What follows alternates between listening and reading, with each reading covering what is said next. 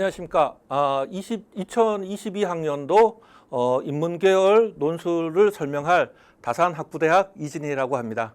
예, 오늘 우리가 같이 공부할 내용은 2022학년도 인문계열 모의논술고사 문제들을 같이 보면서 문제 작성 요령, 그다음에 평가 기준 등을 같이 한번 살펴보도록 하겠습니다.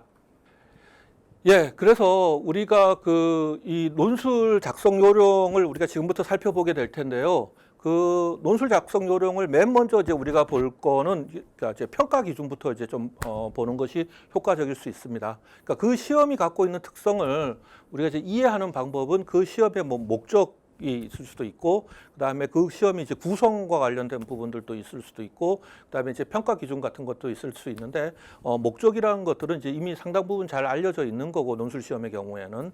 그다음에 이제 구성은 이제 우리가 조금 있다가 모의 논술고사를 이제 보면서 이 구성을 확인해 볼 수 있을 거예요. 근데 어떤 면에서는 이런 것들을 포괄적으로 좀 이해하는 데 도움이 되는 게 이 평가 기준입니다. 이 평가 기준이라는 것은 시험의 목적과 그다음에 구성 이런 것들이 다 반영되기 때문이죠. 그래서 이제 우리 아주대학교 논술의 평가 기준을 보게 되면은 크게 보면은 두 요소로 구성되어 있어요. 하나는 이제 논제라는 부분들과 하나는 이제 표현력이라는 부분들로 되어 있는데 저 논제라는 것들은 사실은 이제 논술의 내용과 관련된 부분들입니다. 논술이 어떤 내용으로 구성되어 있는지 여러분들이 작성한 문장이 그것을 이제 얘기하는 거죠. 그러니까 이제 주제가 있고 우리가 이제 좀 이따 보겠지만 논술 시험이라는 것들은 어떤 그러니까 제시문을 보고 제시문을 어떤 관점에서 어떻게 쓰세요라고 이제 문제가 나오겠죠. 근데 그렇게 요구한 문제에 맞춰서 제시문이 잘 구성되어 있는가, 논술을 잘 하였는가라고 이제 평가하는 부분이죠. 그래서 이제 논제라는 부분은 내용이라는 부분으로 보시고, 표현력이라는 부분은 이제 이제 어문 규정이라든가 단어라든가 맞춤법이라든가 분량이라든가 그런 어떤 요소들로 보시면 됩니다. 그래서 이제 논제와 관련해서 보면은 제시문과 문제에 대한 이해, 분석, 적절성 이렇게 되어 있는데, 요게요, 이게 문항이 되면은 여러분들이 학생들이 이제 이 논제와 관련해서 우리 앞으로도 이제 계속 보게 되겠지만은 굉장히 좀 잘 봐야 되는 게 문항이 있어요. 그러니까 있고 이제 제시문이 있거든요. 그러니까 제시문이 이렇게 나오면 이 안에 여러 이제 얘기들이 있겠죠. 근데 문제가 이걸 어떤 방식으로 쓰세요라고 되어 있거든요. 그러면 요 제시문을 여러분들이 정확하게 읽고 요 문항에 맞춰서 여러분들의 답안이 이제 나와야 되는 거죠. 그래서 요 문제를 정확하게 이해했는가, 그리고 거기에 맞춰서 제시문을 잘 분석했는가, 요런 것들이 이 논술의 글 속에서 드러나야 된다는 겁니다. 그래서 이게 제시문과 문제에 대한 이해 분석의 적절성이라고 이제 얘기를 하고 있고, 그 다음에 논거의 적절성, 근거의 적절성, 혹은 뭐 논리성, 말이 조금은 복잡할 수는 있는데요. 여기서 이렇게 보면 가령 여기서 제시문이 3개가 나왔다고 봅시다. 이게 가, 나, 다라고 나왔으면은 가의 입장에서 나와 다를 분석하세요. 아니면 어떤 주장을 설명하세요. 그러면 여기서 여러분들이 가를 분석한 입장에서 나와 다를 썼다. 그러면 이제 나와 다의 내용이 있고 그걸 이제 가와 연결시킨다든가 아니면 자신의 주장을 제시한다든가 라고 했을 때 어떻게 이게 연결되는지, 그러니까 요 답이 있으면 요 답을 지지하는 요 근거들이 어떻게 나와 있는지, 이제 요런 부분들이 논거와 근거의 적절성이라고 보시면 됩니다. 요거 이따가 이제 우리가 문제를 보면서 조금 더 분명하게 드러날 텐데요. 그냥 단순하게 생각하면은 그냥 자기 하고 싶은 말을 하라는 것이 아니라 요 문항에 따라서 어떤 주장을 하고 그 주장의 근거들을 적절하게 제시해야 된다라고 이제 보시면 됩니다. 이제 그게 크게 보면은 이 논제에 대한 평가 요소예요. 논제에 대한 평가 요소인데, 요것도 좀 구체적인 것들은 뒤에 다 평가 구체적인 평가 요소들이 있으니까 그걸 보시면 될 텐데, 여기서 한 가지 기억해야 될 거는 이 문제와 제시문에 대한 충실한 이해의 기초에서 논술문을 작성해야 된다라고 이제 보시면 됩니다. 그 다음 이제 요소가 표현력인데 표현력에서는 뭐 여기서 어문의 규정, 뭐 단어의 적절성, 맞춤법, 예, 이런 거죠. 특히나 이제 어문의 규정은 우리 그 국어에 이제 뭐 주어, 수어의 호응이 적절하게 이루어져야 된다라든가 뭐 하여튼 그런 기본적인 요소들입니다. 그리고 이 용어 선택 이것들을 설명할 때 여기서 핵심 개념을 찾아내고 그 핵심 개념에 적합하게 용어를 선택해서 사용하는가라는 것들, 뭐 이런 것들, 그다음에 당연한 얘기지만 맞춤법과 띄어쓰기 그리고 이제 분량에 대한 요소들이 있게 됩니다.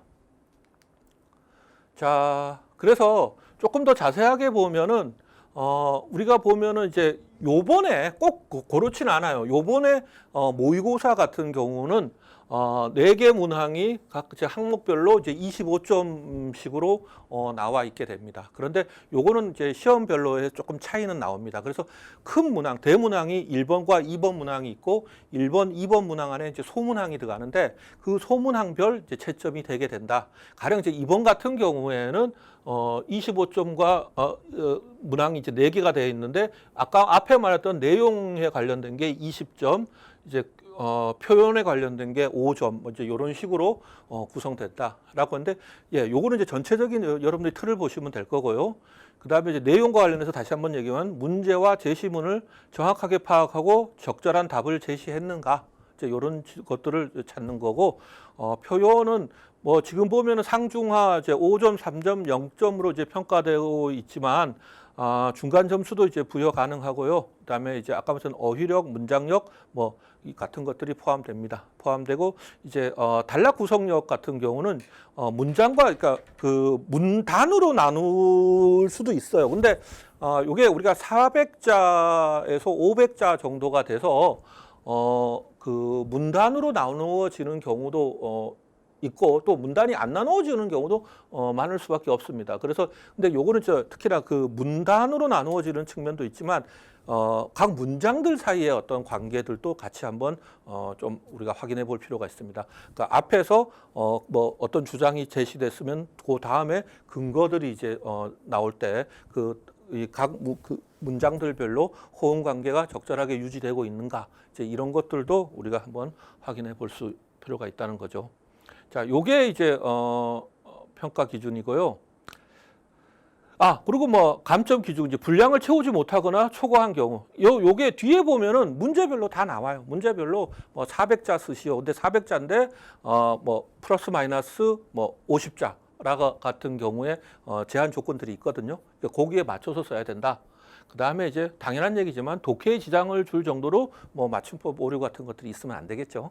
예, 이런 것들은 이제 당연한 조건들이 들어가 있다. 그래서 이제 보면은 다시 한번 얘기하는데 내용과 관련된 부분들과 표현과 관련된 부분들로 나누어지고 내용과 관련된 부분들은 이따 뒤에서 보겠지만 우리가 어쨌든 제시문과 문제를 정확하게 이해했는가라고 이제 보고 특히 이제 이 논술 시험 같은 경우에는요.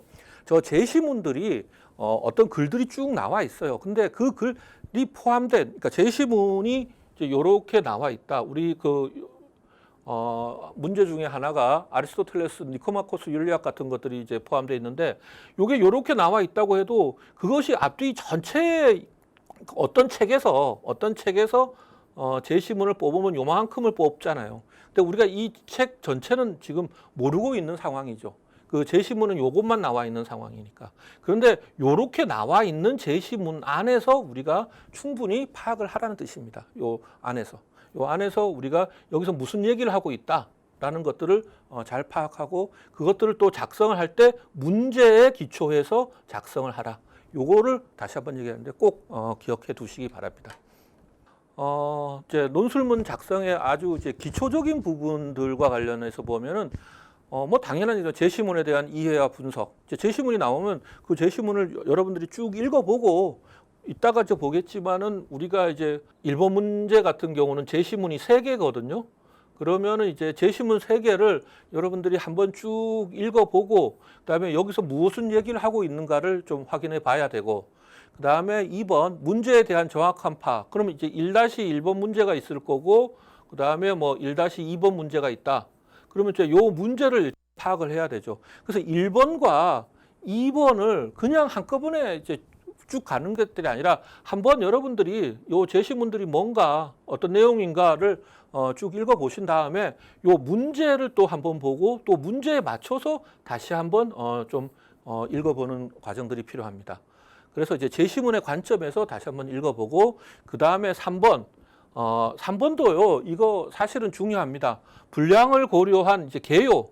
그러니까 한꺼번에 글을 쓰려 그러면 사실은 요 이따 보지만 뭐 여기서 가의 이게 가, 나, 다라 그러면 가의 관점에서 나와 다의 내용을 이렇게 쓰세요라고 얘기했을 경우에 이 논술 쓰는 구조가 조금 복잡할 수가 있단 말이죠. 그걸 한꺼번에 써내려 가다 보면은 꼭 실수를 하게 돼요. 그래서 전체적인 어떤 스케치 같은 거, 처음에 출발을 어떻게 해서 어떤 개념을 중심으로 해서 가의 어떤 논의에서 어떤 요소들을 찾아서 요걸 통해서 나와 다를 어떻게 분석한다. 이런 개요들을 작성해 두는 것들이 크게 도움이 됩니다.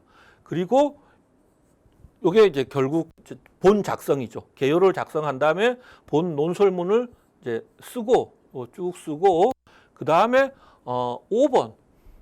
5번도 굉장히 중요한데 요거 한 번 쓰고 나서 퇴고를 해봐야 돼요. 다시 한번 읽어보라는 얘기입니다. 그래서 다시 읽어볼 때 다시 한번 문제를 보고서 그 문제의 관점에서 요거를 한번 다시 한번 읽어보면서 내가 어떤 부분들을 빠졌구나. 그래서 어떤 부분들을 조금 더 수정을 해야겠구나 하는 부분들을 보고 수정하는 작업이 굉장히 필요합니다. 특히나 이렇게 글을요, 이렇게 급하게 이렇게 어떤 제한된 시간 안에서 쓰다 보면은 자기도 모르게 빠뜨리는 요소들이 있거나 A에서 B로 넘어가는데 A, B, C 이렇게 단계별로 넘어가야 되는데 B를 빠뜨리고 간다든가 하는 경우들이 이제 발생합니다. 그래서 꼭 퇴고가 필요해요.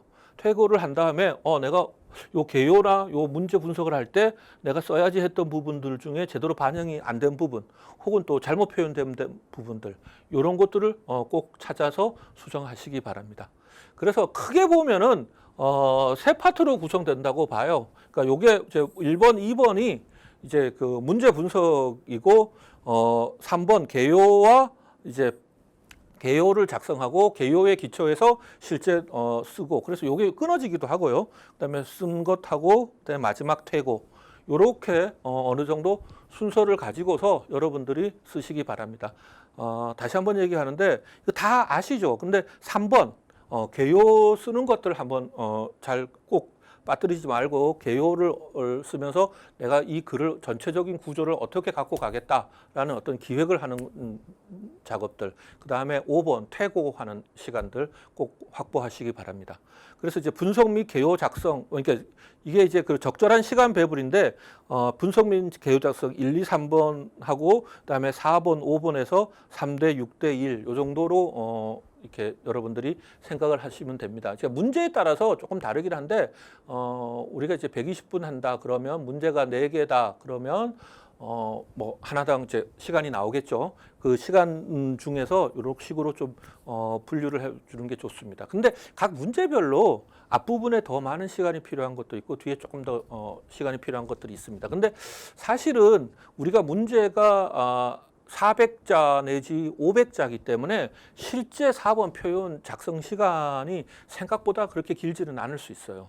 그러니까 요 앞에 분석하는 거, 그다음에 개요하는 거, 그다음에 퇴고하는 거, 요 꼭 맞춰 보시기 바랍니다. 그리고 이런 것들은 우리가 연습 문제, 모의고사 같은 것들을 통해서 여러분들이 좀 반복적으로 훈련을 해보는 것들이 굉장히 중요합니다. 그냥 이런 것들이 있지라고 이제 듣는 것과 실제로 자기가 쓰면서 해보는 것은 좀 많이 다르거든요. 그래서 꼭 연습 문제를 그 모의고사 문제를 가지고 한 번씩 풀어보시기 바랍니다. 자, 그리고 이제 그 다음에 이제 논술 작성의 기초라고 얘기하는 것들이 이제 아까 요게 지금 뭐냐면 여기 1번과 2번에 대한 것들이에요. 예, 1번과 2번에 대한 것들, 특히 이제 1번과 관련된 부분들인데 제시문이 제시문의 특성이 뭐냐? 뭔가 주장을 하는 뭐 논증이 포함된 것인가? 어떤 사건을 서술해주고 있는 것인가? 혹은 설명해주고 있는 것인가? 이제 거기에 관련해서 좀 파악을 해볼 필요가 있죠. 그래서 그 제시문에 나와 있는 게 설명인가, 어떤 주장과 논증인가에 따라서 나중에 그 제시문을 분석하는 기준이 달라질 수 있기 때문에 그 제시문이 갖고 있는 특성에 대해서 좀 먼저 파악을 해줄 필요가 있고요.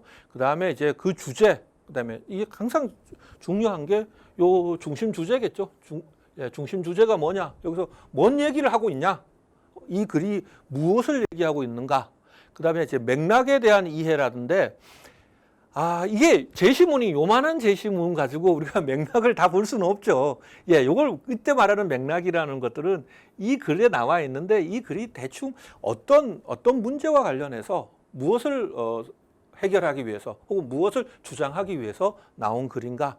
그리고 특히나 요 앞에 그 다른 글과의 또 관계들 속에서 이게 왜 나왔구나라는 것들을 좀 파악해 볼 필요가 있다는 겁니다. 그리고 여기서 핵심적인 개념이라든가 원리가 만약에 있다면 그런 것들이 어떻게 사용되고 무엇이고 어떻게 사용되고 있는가라고 것을 좀 봐보실 필요가 있고요. 그 다음에 이제 논증 구조 분석. 이건 뭐 약간 얘기했죠. 여기 만약에 설명문 같은 게 조금 다르긴 하지, 그러니까 서술하고 있는 것들은 좀 다르긴 하지만 논증이 들어가 있다. 그러면 어떤 주장을 하고 있고 그것의 근거가 무엇이고 그걸 통해서 어떤 식으로 뭐 이 주장을 근거를 통해서 정당화하고 있는가.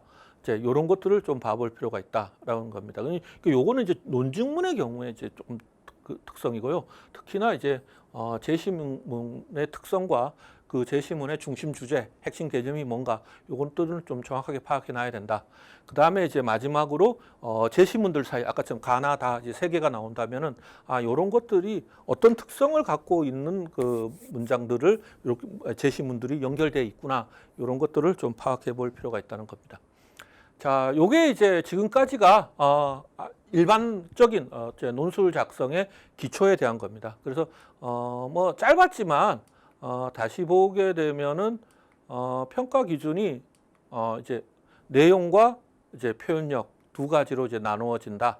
그리고 이제 문제당 이제 배점들이 이제 이렇게 구성되고 그다음에 이제 여기서 이제 제시문에 대한 이유, 이해, 그다음에 문제에 대한 정확한 파악, 개요, 그다음에 표현, 퇴고 요 과정으로 이해하는 것들이 좋다라고 볼 수 있습니다.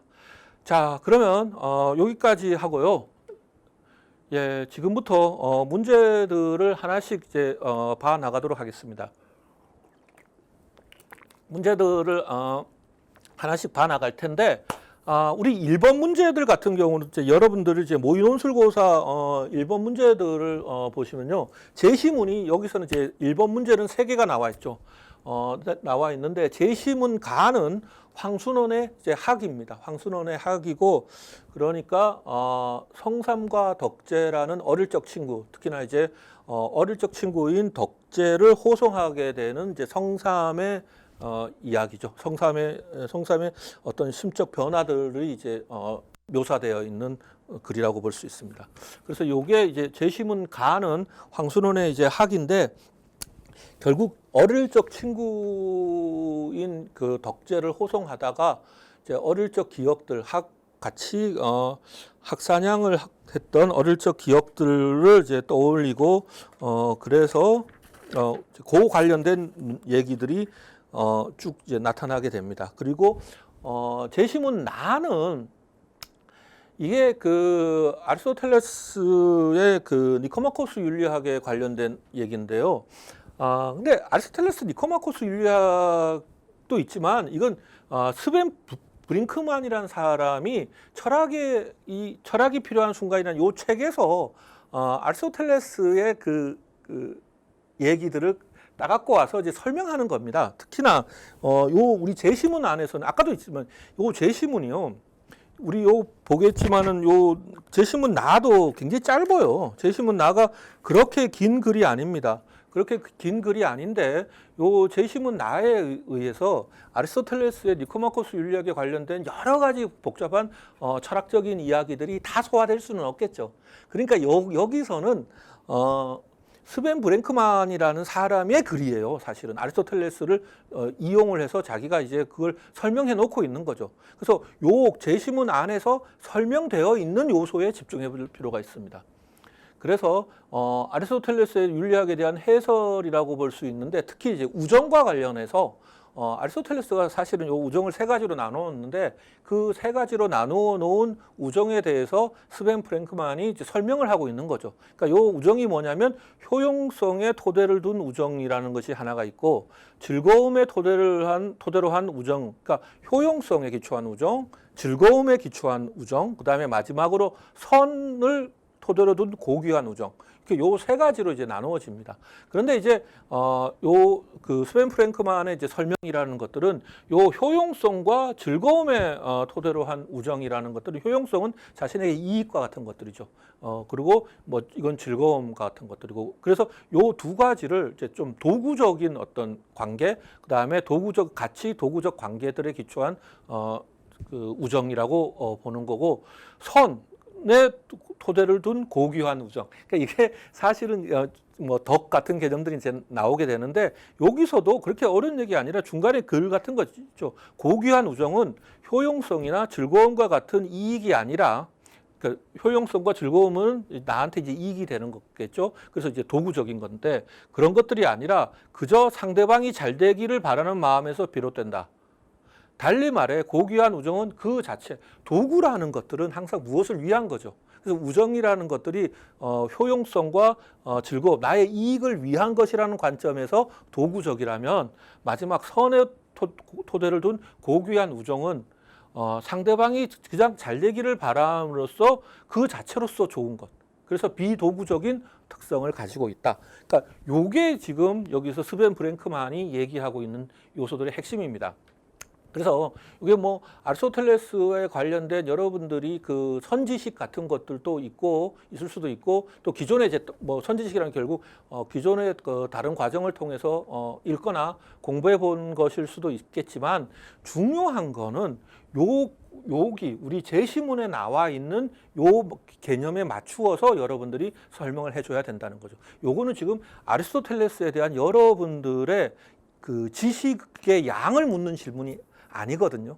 그러니까 여러분들이 이 사람은 이런 것도 알고 있구나라는 것들을 평가하기 위한 시험이 아니거든요. 여기서는 여러분들이 이 글을 읽고 이 글의 내용을 정확하게 포착을 했는가, 그리고 거기서 문제에 맞춰서 여러분들의 글을 작성을 할 수 있는가, 이런 것들을 이제 묻는 것들이죠. 그러니까 요 글에 나와 있는 요 요소들을 좀 집중적으로 분석해 보시기 바랍니다. 그리고 이제 세 번째 당은 앤서니 기든스 필립 서튼의 그 현대사회학이라는 책이 있는데 여기서도 보면은 온라인 의사소통의 양면성에 대해서 얘기하고 있어요. 온라인 의사소통의 양면성에 대해서 얘기하고 있는데 이 글 자체는 온라인 그 의사소통에 대해서 긍정적인 입장, 부정적인 입장, 그러니까 요 다음에 그래서 어떻게 이 저자들이 이 논의를 풀어가든 적어도 여기 제시문에 나와 있는 범위 안에서는 이 온라인 의사소통이 갖고 있는 장점과 단점, 장점과 단점이라면은 온라인 의사소통에 대해서 긍정적으로 바라보는 사람들의 입장과 부정적으로 바라보는 사람들의 입장이 이제 서술되어 있는 거죠. 자, 그래서 여기서 보면은 뭐 부정적 관점에 있는 사람들의 얘기들이 있습니다. 부정적 관점에 뭐 카츠 같은 사람들이 얘기하는데 부정적 관점에서는 뭐 결국 익명성의 이제 온라인 의사소통이라는 것들이 대면을 한 의사소통이 아니라는 특성을 갖고 있고 그러다 보니까 익명성이라는 것들이 이제 제시될 수밖에 없죠. 그래서 이제 그러한 익명성에 의존한 이제 부작용 같은 것들이 있을 수도 있고 그리고 이제 결국 상호 신뢰나 상호작용들이 작아지면서 고립을 가속화시킨다라고 이제 얘기를 하고 있고 이에 반해서 긍정적 관점에 서 있는 사람들은 이게 어떤 측면에서는 우리가 공정성 그다음에 확대 선입견을 배제한다 이렇게 되어 있는데 여러분들 읽어보시면 그렇게 어렵지 않을 거예요. 왜냐하면 그 익명성 때문에 이 글을 쓴 사람이 누군지를 모르기 때문에 글의 내용에만 집중할 수 있게 된다. 그래서 우리가 저 사람이 쓴 걸 쓰니까 내가 받아들이기는 어려워 같은 선입견 같은 것들이 배제된 상태에서 글의 내용에만 집중할 수가 있다는 장점이 있다. 그리고 그다음에 이게 의사소통에 새로운 기회를 확보하는 거지 기존의 대면적 의사소통을 거부하는 것들이 아니다. 때문에 온라인 의사소통이 갖는 장점들이 더 크다라고 이제 얘기하는 거죠. 그러니까 여기서는 장점과 단점이 소개되어 제시되어 있다라고 이제 보시면 됩니다. 자, 여기서 관련해서 이제 문항이 두 개가 나오게 됩니다. 문항이 두 개가 나오는데 자, 하나씩 보죠. 1-1번 문항을 보도록 합시다. 요게 아까 말씀드린 요 제시문과 문항 사이의 관계 아주 정형적인 특성이에요. 제시문의 황순원의 학에서 성삼이 이제 호송하는 과정에서 여러 가지 이제 성삼의 얘기들이 쭉 나오게 되겠죠.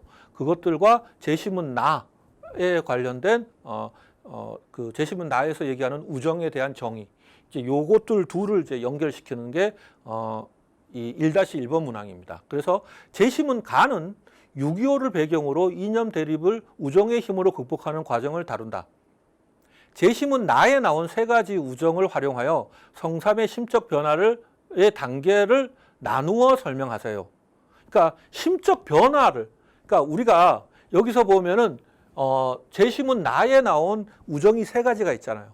그 세 가지 종류의 우정이 있는데 그 세 가지 종류의 우정을 성삼의, 그러니까 제시문 가에 있는 성삼의 심적 변화의 어떤 단계들이 있겠죠. 그 단계들에 맞추어서 적용해서 설명하라는 겁니다. 그래서 500자 정도로 플러스 마이너스 이렇게 제시되어 있죠. 그래서 제시문의 세 가지 우정에 기초해서 제시문 가의 성삼의 심적 변화를 분석하는 거죠. 그러니까 성삼이 전체 그 글에서 이러한 어떤 그 과정들을 이제 그 호송해 가면서 갖게 되는데 그것들을 제시문 나에 나와 있는 이 세 가지 우정, 세 가지 우정에 대한 세 가지 정의, 그러니까 효용성, 즐거움, 그다음에 고귀한 우정. 요 세 가지의 단계별로 맞추어서 한번 적용해 보세요라고 얘기하고 있는 거죠. 그래서 요거는 추상적 개념, 우정에 대한 정의죠. 그러니까 앞에서 봤던 요거는 제시문 나는 사실은 좀 구체적인 사안이라기보다는 우리가 이제 우정이라는 것들이 결국 이런 어떤 세 가지 종류가 있다. 뭐 이것도 나눠 보면 그리고 이제 그렇게 해서 보니까 도구적인 것과 비도구적인 것들이 있다. 라고 이제 얘기를 하고 있는 거고, 요 제시문 가 같은 경우는 성삼이라는 구체적 인물이 지금 구체적 조건 아래서 겪고 있는 심적 변화들을 얘기하고 있는 거죠. 그래서 추상적인 개념을 구체적인 내용과 연결시키기를 요구하는 문제라고 볼 수 있습니다. 자, 그러면 요 이제 제시문 가의 이제 채점 기준을 볼까요? 채점 기준을 보면은 요 내용과 관련된 부분들이죠. 제시문의 내용을 적절히 이해하고 결합함으로써 유의미하고 타당한 해석에 이루어지는가. 특히나 이제 성삼에 대한 어떤 해석이겠죠. 그래서 성삼의 심리적 변화를 단계를 적절히 이제 나누었는가. 어쨌든 문항이 이거 보세요. 문항이 성삼의 심적 변화를 단계별로 나누어서 설명하라고 돼 있잖아요. 그러니까 제시문 나에 나와 있는 세 가지 우정을 활용하여서 성삼의 심적 변화를 단계적으로 나누어서 설명하라고 그랬으니까 당연히 성삼의 심리적 변화를 단계별로 적절히 나누었는가. 그리고 우정의 세 가지 하위 유형을 충분히 활용하였는가. 당연하죠. 심적 변화를 이거 우정의 세 가지 단계, 그러니까 종류 관련해서 설명하라고 했으니까 잘 나누고 그 우정의 세 가지 개념들을 성삼의 심적 변화에 잘 적용시켰는가. 그 다음에 이제 고귀한 우정의 비도구적 속성, 효용성을 토대로 한 우정의 도구적 속성을 적절히, 그러니까 요게 적용을 하려 그러면 아까도 말했지만 이게 적어도 우리가 본 제시문 나의 경우에 제시문 나를 여러분들이 보시면 이게 이제 우정의 요 세 가지 종류의 우정을 얘기하고 있지만 그 분석해야 하는 툴은 분석의 어떤 도구는 도구적 가치와 비도구적 가치에 이제 집중해 있거든요. 그러니까 이걸 토대로 성삼의 심적 변화를 설명했다라고 얘기하면은 요 도구적 가치와 비도구적 가치에 대한 논의가 포함되어 있어야 되겠죠. 그래서 고귀한 우정의 비도구적 속성, 효용성을 토대로 한 우정의 도구적 속성을 적절히 파악했는가. 가령 예를 들어서 상부의 처벌이라는 불이익을 고려하면서도 불이익에 아랑곳하지 않고 그저 친구가 잘 되기를 위하는 바람. 그러니까 이게 완전히 똑같을 수는 없어요. 왜냐하면 하나는 전체적인 그 추상적인 얘기고 하나는 아주 구체적인 얘기죠. 그렇지만 적어도 우리가 제시문이 이제 두 개가 나와 있는데 이걸 한번 연결해 보세요라고 얘기했으니까 이 연결의 가장 키워드가 어쨌든 여기서는 우정을 세 가지 단계 나눴으니까 세 가지 단계가 키워드이긴 하지만 그것들을 연결해 주고 있는 요소가 뭐냐면 도구성과 비도구성이라는 거죠. 그래서 도구성과 비도구성을 기반으로 요 제시문 가와 제시문 나를 잘 연결시켰는가 이제 이렇게 묻고 있다는 거죠. 자, 요거는 우리가 이제 예시 답안을 보면은 좀 여러분들이 더 잘 알 수 있을 거예요. 자, 같이 한번 보도록 하죠. 포로 호송 임무를 맡은 성삼으로서는 덕제가 도망치면 상부로부터 크게 질책을 당할 수 있다. 성삼은 어릴 때부터 친구였던 덕제를 보면서 옛 추억을 떠올리기도 하지만 자신의 임무와 임무 실패 시 닥칠 불이익을 생각하며 다시 냉정한 자세를 취하는데 그의 태도가 효용에 의해 좌우된다는 점에서 효용성을 토대로 한 우정에 가깝다.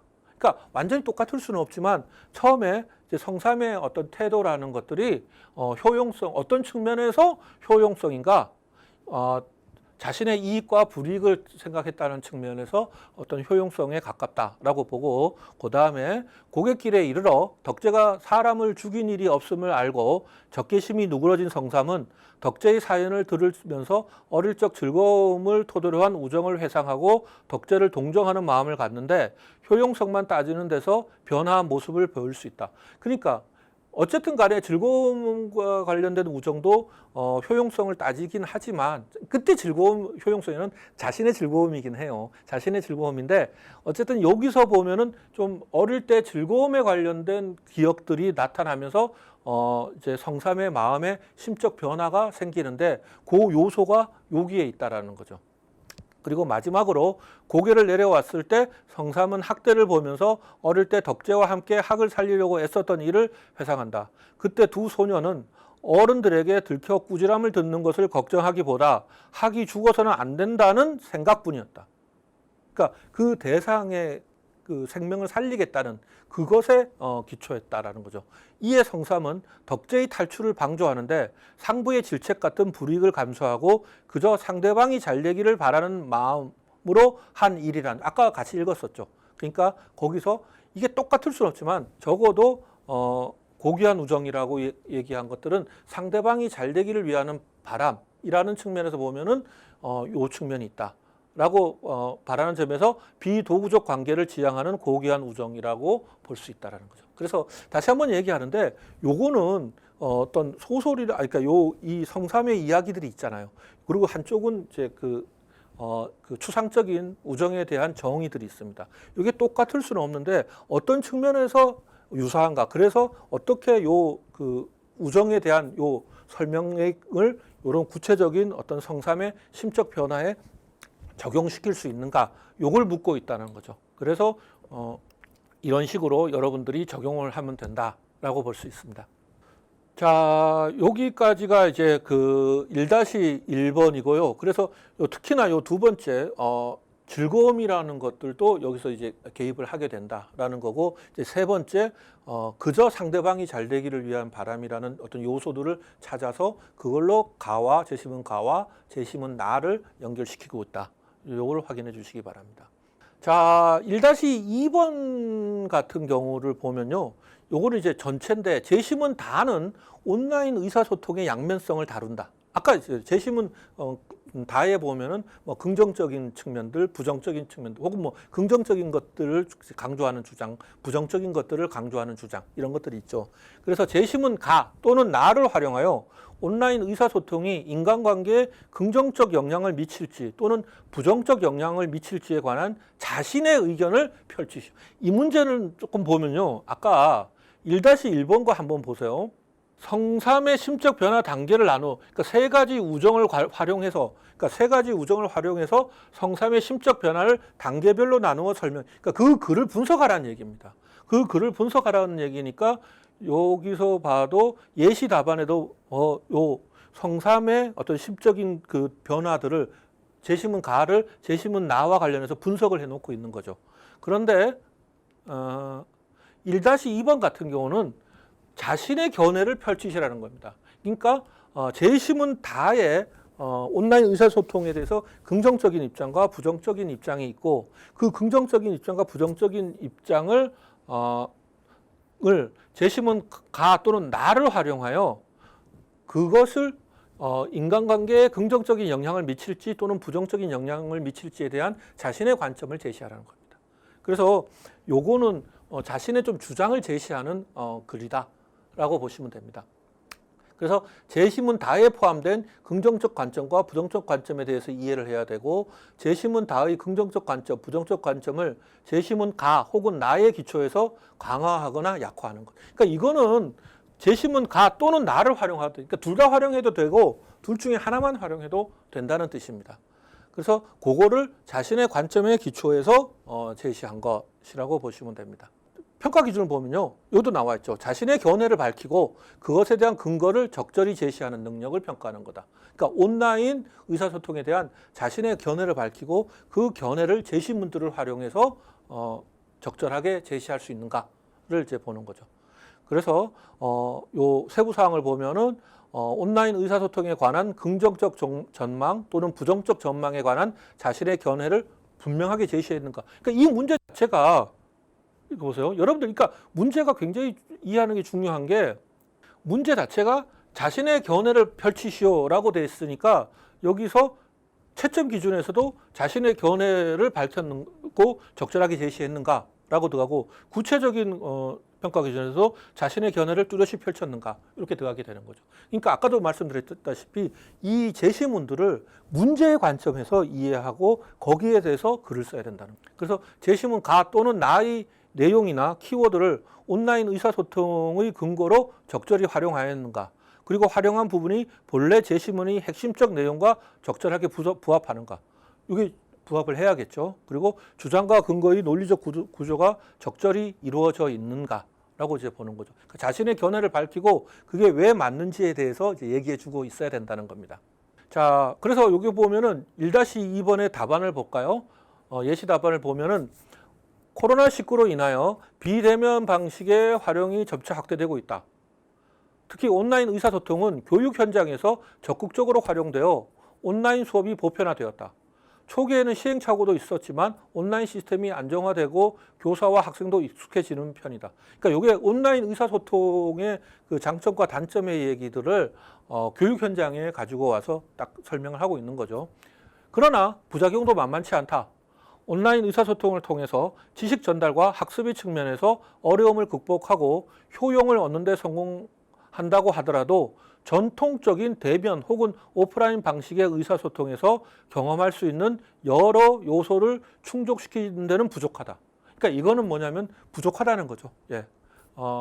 이게 이제 그 온라인 의사소통만 가지고서는 충분하지 않다라고 하는 게 이 지금 이 제시문에 나타난 주장이 되겠죠.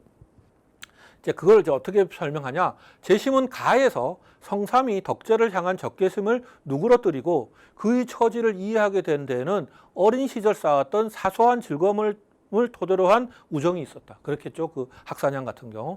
더 나아가 그것이 쌓이고 발전되어 이익을 초월하여 상대방을 진심으로 대하는 고귀한 우정으로 발전할 수 있었다. 그러니까 왜 온라인 그 의사소통만 가지고서는 부족하다라고 있죠. 전통적인 대면 혹은 오프라인 방식의 온라인 소통에 경험할 수 있는 여러 요소들을 충족시키기에 부족하다.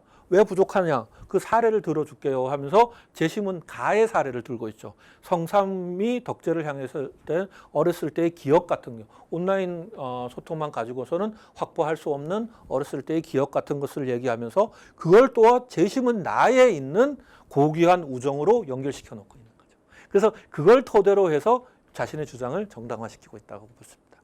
그래서 교육에서는 비도구적 관계를 맺기를 연습하고 진정한 우정을 발전시키는 기회의 제공이 지식 전달이라는 효용 못지않게 중요하다. 여기서 계속 효용과 그 비도구적 가치를 얘기하고 있고 이 점에서 온라인 의사소통에만 의존하는 것은 득보다 실이 더 클 수 있다.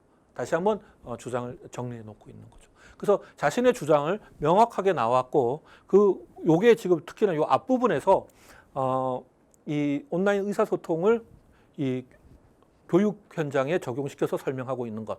그리고 요 주장이 나왔죠. 충분하지 못하다. 왜 충분하지 못하냐? 이제 가와 나를 활용해서 설명을 하고 있다. 요게 이제 아주 전형적인 설명 방식이라고 볼 수 있겠습니다. 예, 그러면 이제 지금부터 이제 2번 문제들을 좀 보도록 하겠습니다. 2번 문제 같은 경우는 그 제시문이 4개죠. 예, 제시문이 가나, 다라 이제 4개가 되어 있습니다. 대신에 제시문이 좀 짧아요. 그러니까 분량들은 이제 비슷한데 좀 짤막짤막한 제시문 4개로 구성되어 있습니다. 하나씩 보도록 하겠습니다. 제시문 가는 이거는 좀 잘 알려진 우리가 죄수의 딜레마죠. 예, 죄수의 딜레마로 이제 잘 알려진 조건들을 얘기하고 있어요. 그러니까 뭐 간단히 얘기하면은 특히나 이제 죄수의 딜레마를 이제 우리가 가지고 얘기하는 방법도 사실은 여러 가지가 있을 수 있습니다. 그런데 여기서는 특히나 여기서도 지문에 나와 있는 것들 중심으로 우리가 봐야 되는데, 자, 뭐 간단해요. 둘 중 한 사람, 그러니까 어떤 요 딜레마가 어떤 상황이냐면 이제 그 죄수가 2명이죠. 2명이고 이제 검사가 이제 이 두 사람한테 이제 이제 얘기를 하게 되는데 제안을 하겠죠. 그래서 둘 중 한 사람만 자백하면은 자백하지 않은 범인은 10년을 살고 자백한 범인은 석방됩니다. 바로 조건이에요. 그러니까 죄수가 이제 A와 B가 있는데 둘 중 한 사람만 자백을 하면은 자백하지 않은 범인은 10년을 살고 자백한 사람은 바로 석방이 돼. 그리고 두 번째 조건입니다. 두 사람 모두 자백하면은 각각 5년형을 살게 됩니다. 그리고 둘 다 자백하지 않으면, 그러니까 두 용의자로부터 자백을 얻는 데 실패하면, 그러니까 둘 다 자백을 하지 않으면 둘 다 가벼운 형, 1년형밖에는 처벌하지 않아요. 자, 요런 조건입니다. 그런데 이제 A와 B에 대해서 각각은 이제 서로가 어떻게 하는지 모르죠. 그래서 A의 관점에서 생각을 해보자는 겁니다. A의 관점에서 생각해 보면 B가 자백을 하거나 자백을 하지 않거나 둘 중에 하나겠죠. 근데 A가 자백을 하면은 만약에 A가 자백을 하는데 자신이 B가 스스로 B가 이제 본인인데 B가 자백을 하지 않으면 자기는 10년형을 살게 되죠. 그리고 또 A가 자백을 하지 않았다고 얘기하더라도 자기가 둘 다 자백을 하지 않으면 1년형밖에 안 살지만 자기가 A가 자백을 하지 않은 조건에서 B인 자신이 자백을 해버리면 자신은 바로 석방이 되죠. 그렇죠? 그러니까 B의 관점에서 A가 자백을 하든가 자백을 하지 않더라도 하는 두 가지 조건인데 항상 자기가 자백을 하는 게 더 유리하게 되겠죠. 이거는 뭐 A의 관점에서도 마찬가지가 되겠죠. 그래서 여기서 보면은 이제 A의 관점과 B의 관점이 있을 텐데 뭐 A의 관점에서도 B가 자백을 하거나 자백을 하지 않을 경우에도 A 스스로가 자백을 하는 게 더 유리해지고 B의 관점에서도 마찬가지라는 거죠. 그래서 둘 다 자백을 해서 모두 5년형을 살게 된다라는 것입니다. 이 죄수의 딜레마는. 그래서 이 죄수의 딜레마를 해석하는 방법은 좀 여러 가지가 있어요. 그렇지만 우리도 아까 말씀드렸다시피 이 제시문 가도 이 제시문 가도 단독으로 주어졌다기보다는 나머지 제시문들 그리고 문제와 관련해서 우리가 이해를 해야 된다는 측면이 있습니다. 어쨌든 이 제시문 가 프리즈너스 딜레마만 보면은 그러니까 둘 다 자백을 하지 않으면 둘 다 1년형만 살지만 결국 이 조건 아래서는 둘 다 자백을 하게 된다는 거죠. 둘 다 자백을 하게 되고 자신의 이익을 극대화시키기 위해서 둘 다 자백을 하게 되고 그 결과 둘 다 5년형을 살게 된다. 그러니까 자신의 이익을 극대화시키려고 했지만 사실은 극대화시키지 못하는 결과가 초래된 거죠. 그러니까 이런 것들이 이제 제시문 가에 포함된 그 죄수의 딜레마의 얘기고요. 이 제시문 나도 잘 알려진 거죠. 이제 공유지의 비극. 그러니까 공유지는 누구도 관리 안 하고 그래서 금세 황폐해진다. 그래서 이 공유지의 비극을 극복하기 위해서 이 공유지의 비극을 제시문 나는 어떻게 했냐면 환경오염에다가 이제 적용을 시킨 거죠. 환경오염에 적용을 시켜서 공유지의 비극을 방지하기 위한 인센티브 제도가 있어야 된다. 그래서 탄소 포인트 제도 같은 예를 들어서 제도는 전기, 상수도, 도시가스 및 지역 난방 등의 사용량 절감에 따른 온실가스 감축률에 따라서 포인트를 발급하고 이에 상응하는 인센티브를 제공하는 제도다라고 이제 볼 수 있습니다. 그 다음에 이제 제시문 다는 금어기 금지 체장 강화는 자원 남획 등으로 연근의 어업 생산량이 지속적으로 감소함에 따라 산란기 어미 물고기와 어린 물고기를 보호하기 위한 조치.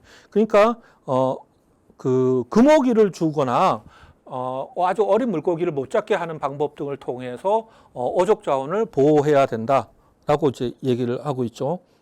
자, 그리고 재심은 라 같은 경우는 요거는 좀 집단 행동, 그러니까 사람들은 다른 사람들의 집단 행동에 참여해서 얻는 이익에 편승해서 집단 행동이 가져다 주는 이익을 얻으려고 한다. 그러니까 남들이 나 대신 뭔가를 해서 내가 그것을 얻으려고 하는 거죠. 가령 이제 선거 같은 경우가 있을 때 내가 어떤 사람을 지지하지만 내가 거기에까지 가서 선거를 하는 비용보다는 남들이 가서 해주게 되니까 나는 그 선거에 참여하지 않으려고 하는, 그래서 자신이 원하는 후보가 당선이 안 되게 되는 어떤 현상 같은 것들을 얘기하는 겁니다. 편승해서 집단 행동이 가져다주는 이익을 얻으려고 한다. 모든 사람이 똑같은 생각을 한다면 어떤 사람도 집단 행동이 가져다주는 이익을 얻을 수가 없게 된다. 즉, 요 얘기를 재심은 라에서 하고 있습니다. 그래서 지금 2번 문제 같은 경우는 전체적으로 보게 되면은 나, 다, 라 같은 경우는 우리가 이제 그 개인의 이익과 공공의 이익에 관련된 측면들을 얘기하고 있고, 이제 그 가 같은 경우는 그 죄수의 딜레마를 통해서 이익을 극대화하려고 했던 것이 이익의 극대화로 못 가게 되는 상황을 얘기하고 있는 거죠. 자, 여기서 요 조건에서 이제 우리가 문항들을 지금부터 보겠습니다. 2-1번 문항을 봅시다. 나, 다, 라에서 서술된 문제들의 공통점과 이러한 문제들이 발생하는 이유를 가를 통해서 설명하세요. 그러니까 요게 아까도 말씀드렸지만 나, 다, 라가 갖고 있는 특성은 좀 명백해 보여요. 그거를 그 죄수의 딜레마를 통해서 한번 적용해 봐라. 특히나 여기서 요 두 가지 모두에게 그래도 상대적으로 이제 이익이 되는, 그래서 모두 세 번째죠. 자백을 하지 않아서 1년형을 받을 수 있지만 그렇지 못했던 조건, 이것과 관련해서 한번 설명해 보라라는 겁니다. 그래서 요거는 사실은 똑같아 아니다가 아니라 가의 관점이 있고 과의 관점이 나다 라가 갖고 있는 어떤 특성들이 있죠. 요거를 이제 가에서 얘기하는 죄수의 딜레마와 관련해서 적용시켜 봐라 라는 문제라고 볼 수 있습니다. 자, 그래서 죄수의 딜레마를 활용해서 나다라를 분석하고, 공동의 이익이죠. 그리고 나다라의 특성을 정확하게 분석하는. 특히나 이제 나다라가 이 공동의 이익을 확보하는 방법이 좀 다르죠. 나 같은 경우는 인센티브 제도를 활용하는 거고, 다 같은 경우는 좀 규제 같은 것들을 활용하는 방법이죠. 이제 이런 것들을 정확하게 포착을 했는지를 보는 겁니다. 그래서 여기서도 평가 기준을 보게 되면은 내용면이지만 가나 다라 주장의 공통점을 인식하고 공통점을 가를 통해서 파악할 수 있는 능력을 평가하는 건다. 그래서 가에서 개인의 이익을 추구하는 것과 모두에게 더 좋은 것, 그러니까 개인의 이익을 추구하는 것과 적어도 A, B 둘이지만 모두에게 더 좋은 것이 무엇인가를 묻고 있는 거고, 나다라의 공통점을 파악해서 개인의 이익과 공공의 이익에 관련된 관점으로 접근하는 것. 그래서 나다라에서 개인의 이익을 추구하는 것이 어떠한 행동인가, 그리고 이로 인해 어떠한 결과를 얻게 되는가를 이제 구체적으로 설명을 해야 되죠. 그래서 특히나 이제 가와 관련된 가에서 죄수의 딜레마와 관련된 측면들을 활용을 해서 나다라를 좀 분석하는 겁니다. 자, 요 같은 경우는 또 이제 예시 답안을 한번 같이 보도록 하겠습니다.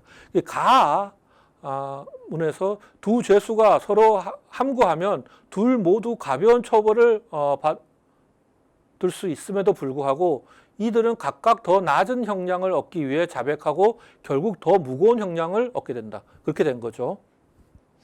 가는 죄수가 자신만의 이익을 추구한다면 모두에게 더 좋은 결과가 있음에도 불구하고, 그러니까 모두 적어도 A, B 두에게 적어도 A와 B에게 더 나은 결과가 있을 수는 있겠죠. 둘 다 자백을 하지 않게 되면은, 그러니까 요게 사회 전체라기보다는 가 같은 경우는 A, B 그 죄수에 관련된 문제잖아요. A, B 두 죄수가 어떤 조건에서 어떻게 자신의 이익을 실현시키는가. 그러니까 그 죄수들이 그 조건에서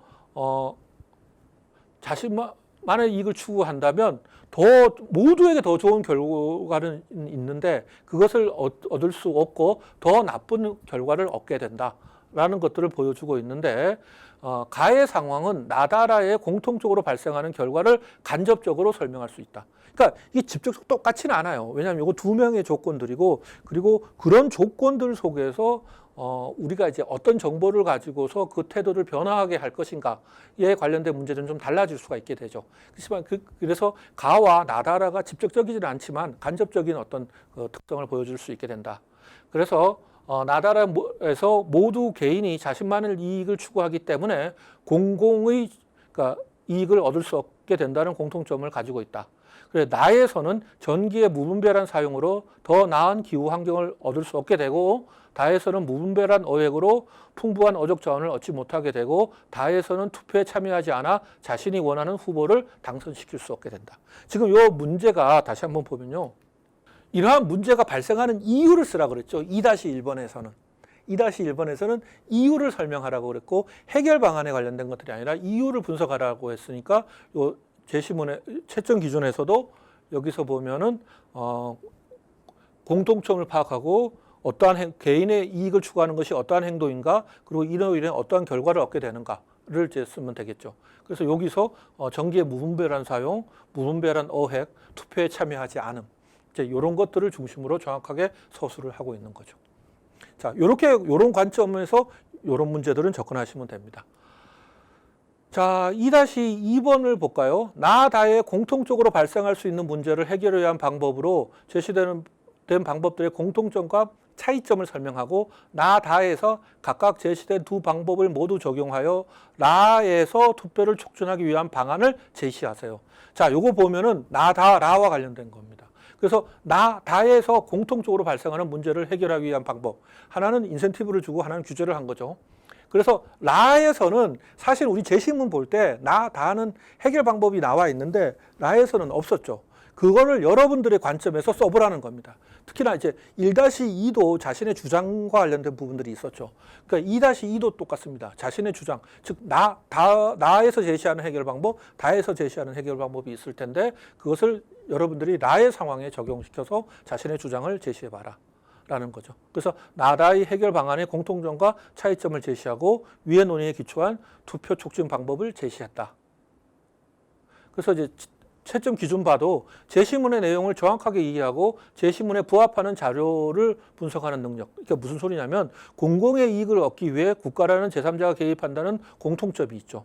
그래서 나에서는 보상 방법을 통해 다에서는 처벌 방법을 통해 공공의 이익을 창출하는 사실을 지적해야 되는 거죠. 그 차이점은 공통점은 국가가 개입하고 나다에서는 그 해결 방법의 차이점이 발생하고 그런데 자 여기서 투표를 촉진하기 위한 적절한 보상 방법과 처벌 방법을 제시를 해야 된다는 거죠. 이 문제에 맞춰서 자 그래서 여기서도 보면은 예시 답안을 보면은 나와 다는 개인이 자신의 이익만을 추구하기 때문에 공공의 이익을 얻을 수 없게 된다는 문제를 해결하기 위해 국가라는 제3자가 개입한다는 공통점을 가지고 있다. 그렇죠? 여기 이제 공통점에 대한 얘기죠.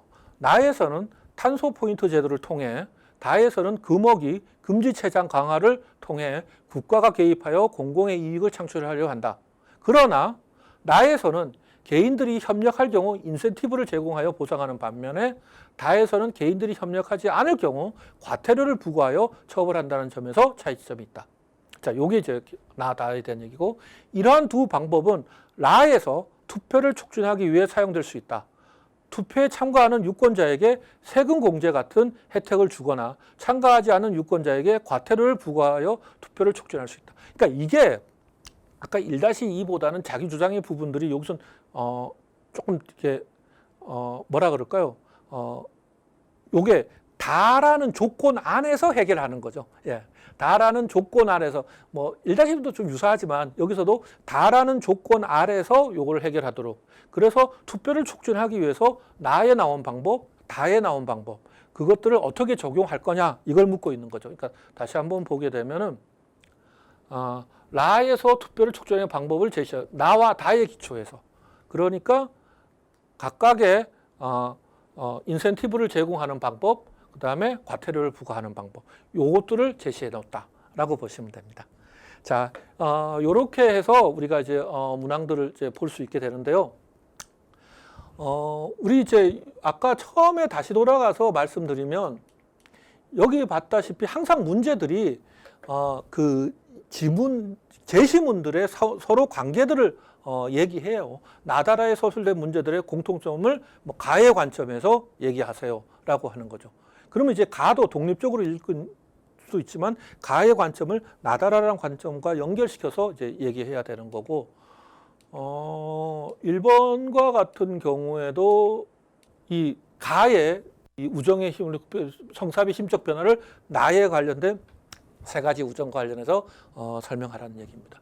그래서 여러분들이 이거를 실제 이제 여러분들이 문제를 풀고 할 때 요 모의고사를 여러 번 보거나 기출문제 좀 풀어보는 게 좋아요. 그런데 항상 제시문에 대한 이해와 분석, 그다음에 문제에 대한 정확한 파악. 그래서 다시 한번 문제들이 여러 가지가 나오지만, 자, 제시문들이 여러 가지가 나오고지만 문제들에서 이걸 어떤 식으로 분석하고 어떤 식으로 쓰세요라고 문제가 제시되는 거죠.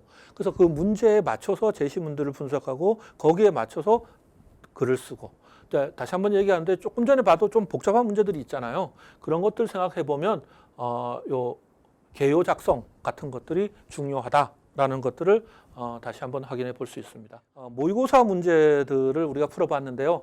모의고사 문제를 풀면서 제가 계속 반복적으로 강조하고 있는 게 그 제시문 자체도 중요하지만 그 문제에 관련해서 그 문제에서 제시하는 기준에 맞춰서 제시문들을 읽고 분석하고 그 글을 작성하는 것. 그걸 다시 한번 꼭 염두에 두시고 한 번씩 꼭 시간 맞춰서 시간을 정해놓고 이 문제들을 풀어보시기 바랍니다. 자, 그러면 2022학년도 논술 인문 계열 설명회를 이상으로 마치도록 하겠습니다. 예, 감사합니다.